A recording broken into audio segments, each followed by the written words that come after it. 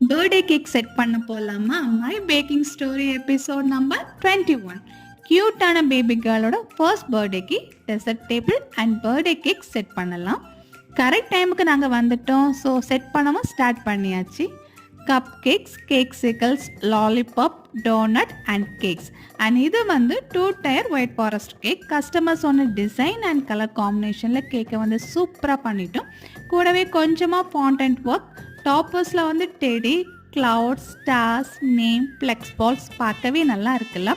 And பிடிச்சா கண்டிப்பாக ஒரு லைக் கொடுங்க. மறக்காமல் அந்த சப்ஸ்கிரைப் பட்டனை கிளிக் பண்ணி எங்களை சப்போர்ட் பண்ணுங்கள்.